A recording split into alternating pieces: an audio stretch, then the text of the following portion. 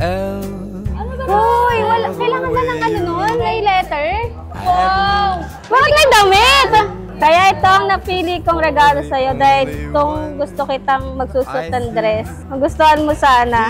Bukod dito, ito pang isang regalo ko. Alam kong ito ang pinakagusto na ibigay ko sa'yo. I love you soon to be Mrs. Cruz. Anyone that you adore can love. Desgraciado!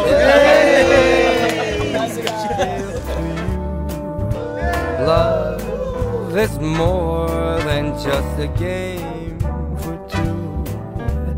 Two in love can't make it. Take my heart, but please don't break it. Love was made for me and you.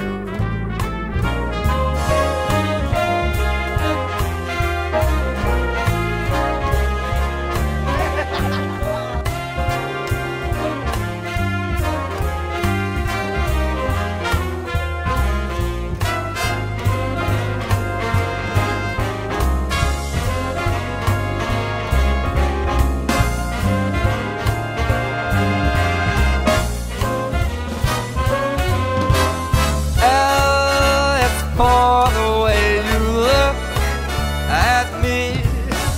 Oh, it's for the only one I see. V is the very, very extraordinary. E is even more than anyone that you adore. Didn't they always say we were the lucky ones? Naalala mo ba nung tayo second year high school? Sumali ako ng cheering squad. At ikaw din. Hindi naman tayo na masyado nagkapansinan noon. Napaka-ordinaryong tao lang natin sa isa't isa. Tapos lumipat ng ilang buwan. At dahil din sa Friendster, dito na nagsimula. Textmate hanggang sa nagkahulugan ng loob na dating may call sign pa sa'yo na mahal kong prinsesa. You've got someone here that you can wrap your arms around. So hold on to me tight. Hold on to me tonight. We are stronger here together than we could ever be alone. So hold on to me. Don't you ever let me go.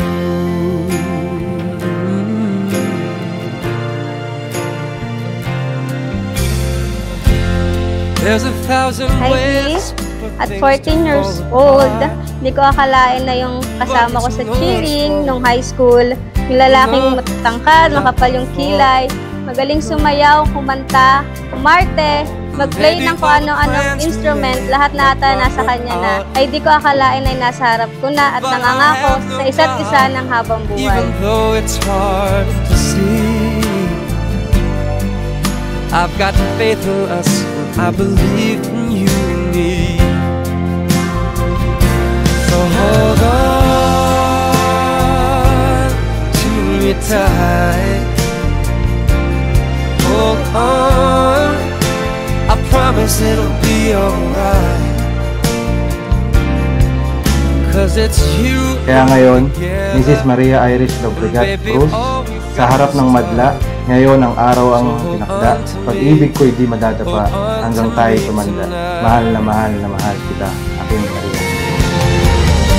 But there's so many dreams that we have given up.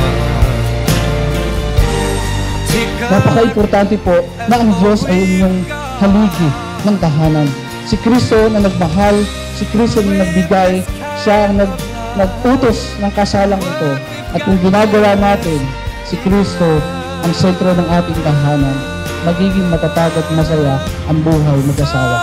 Hold on to me tight. Hold on, I promise it'll be alright. 10 years na kitang mahal. At ngayong kasal na tayo, may mas karapatan na akong mahalin ka pa ng habang buhay. Pipiliin kita araw-araw at tulad ng pagpili ko sa'yo nung una pa lamang.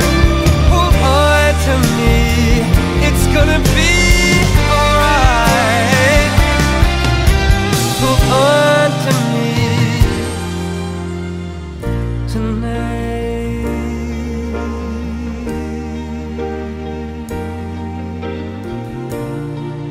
They always say we were the lucky ones.